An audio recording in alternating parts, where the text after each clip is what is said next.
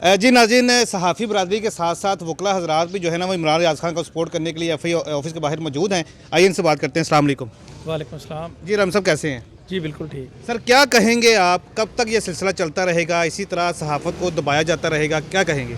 जी इसमें मैं यही कहूँगा कि फंडामेंटल राइट है फ्रीडम ऑफ एक्सप्रेशन, और उसको आप दबा नहीं सकते। दुनिया का कोई कानून सहाफ़त को इस तरह से हमने नहीं होते देखा, ना पूरी दुनिया में इस चीज़ की को कंडेम किया जाता है।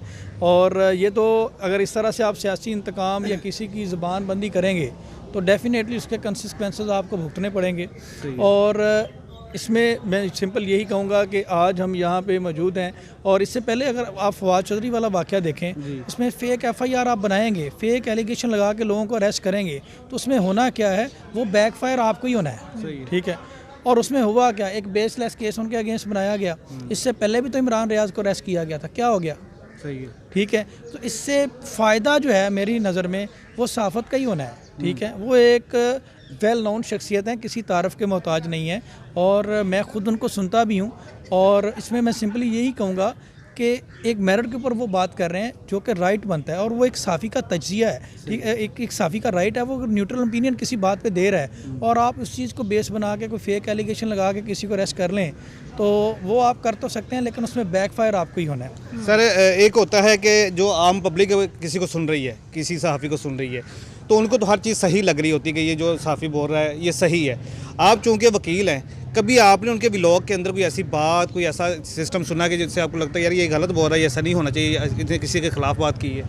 जी लास्ट टाइम मैंने मैंने एक वीडियो देखी जिसमें उन्होंने आर्मी के हवाले से बात की, और मैंने उसको बड़ा पसंद किया। यकीन करें, वो आर्मी के हवाले से कह रहे हैं कि आप लोगों का ये स्टेटस नहीं है, आप लोगों का ये लेवल नहीं है, आपका काम है सरहदों की हिफाजत करना, आप वहाँ पे अपना जो बनता है वो करें, आप बहुत बड़े लोग हैं। उन्होंने तो खुद ये कहा कि आप हमारे लिए मोहतरम हैं, इदारों के बारे में आप बहुत बड़े लोग हैं, हम बहुत छोटे लोग हैं, आप हमें हमारा काम करने दें, आप अपना काम करें। तो इसमें कौन सी कोई बुराई है? मैंने तो आज तक उनके व्लॉग में कभी कोई ऐसी बात नहीं देखी, और ना ही कोई गैर कानूनी बात देखी है। और इस तरह की FIR करवाना और इस तरह से टारगेट करना, तो ये तो बेसिकली आप इसमें कह लें कि एक स्पेसिफिकली पॉलिटिकल इंतकाम लिया जा रहा है कि कोई शख्स किसी एक रजीम, जैसा कि आप जानते हैं कि ये एक रजीम चेंज ऑपरेशन के ज़रिए ये हुकूमत आई है, तो ये एक पॉलिटिकल रिवेंज लिया जा रहा है और सहाफ़त को दबाने की कोशिश है।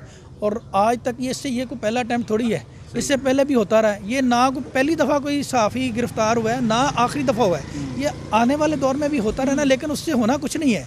उससे जो है वो सहाफ़ी को कोई फ़र्क नहीं पड़ना। आपका नाम जो है वो आने वाले दिनों में जो तारीख़ है उसमें बुरे अल्फाज में लिखा जाएगा। तो आप अपने ऊपर क्यों एक ब्लैक स्पॉट ऐसा लेते हैं कि आपको बुरे अल्फाज से या आपकी बैड पॉलिसीज़ की वजह से याद रखा जाए? तो मैं इसमें यही कहूँगा कि जो इदारे हैं उनको चाहिए कि इस तरह के जो बैकफायर होना है उससे उनकी क्रेडिबिलिटी के ऊपर सवाल उठते हैं, तो वो जो उनका काम है वो करें, बजाय ये कि पॉलिटिकल और किसी का अलाकार बन के इस तरह के फेक केसेस में लोगों को इन्वॉल्व करें।